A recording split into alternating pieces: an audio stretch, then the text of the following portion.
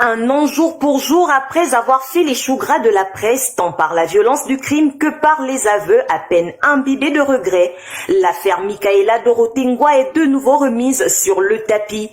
Et pour cause, alors que l'opinion croyait ses bourreaux à gros bouquets, Chris Anderson Nunamu et son cadet Erwan Siadou auraient bénéficié des longs bras de leur cercle familial pour être relaxés en douce. Quel fléau plus terrible que l'injustice qui a les armes à la main, s'interrogeait le philosophe Aristote.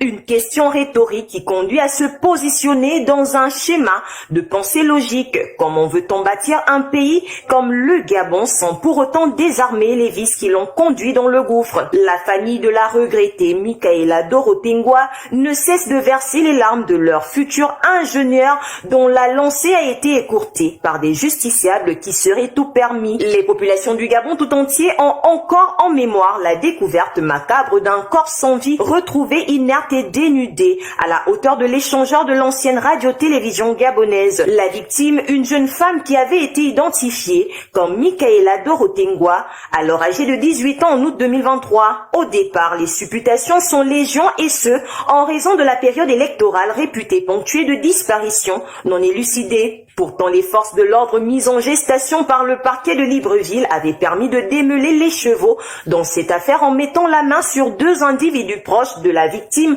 et présentés comme les présumés meurtriers. Ces derniers étaient Chris Anderson Nunamu et son cadet Erwan Siadou, deux compatriotes âgés respectivement de 17 et 16 ans. Le premier cité élève en première A1 au collège Tchoréré et le second élève en troisième au lycée canadien de Port-Gentil. Interpellés puis placés sous mandat de dépôt à la maison d'arrêt de Libreville après avoir avoué leur crapuleux crime que Erwan prétend avoir commis involontairement en abusant de la victime qui semblait perdre du sang après une chute violente. Les deux mis en cause auraient été remis en liberté en catimini. Débusqués grâce à la témérité de l'activiste lanceur d'alerte Yann Don, Erwan Siadou aurait décidé de se retirer des réseaux sociaux où il a été aperçu dans une vidéo en dansant depuis Rouen en France.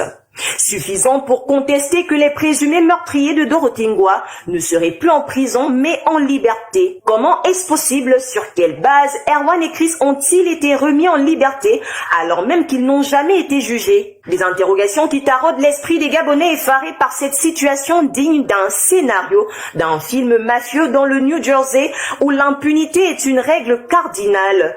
Pour l'heure, la mère de la victime crie justice dans une vidéo devenue virale.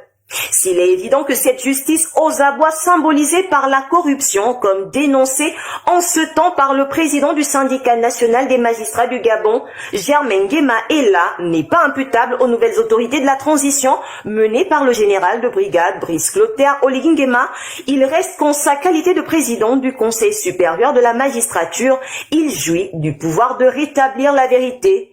Pour ce faire, il suffit de diligenter une enquête contre les justiciers en charge du dossier. L'ordre de mise en liberté porte assurément la signature de l'érudit magistrat qui a cru bon de relaxer un présumé duo de meurtriers. S'il est avéré que les motivations sont pécuniaires, que le conseil de discipline du Conseil supérieur de la magistrature applique la rigueur annoncée par le président de la transition lors de sa prestation de serment le 4 septembre 2023.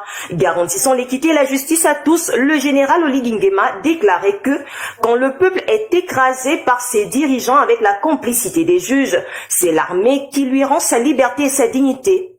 L'occasion est donnée, chers militaires en fonction.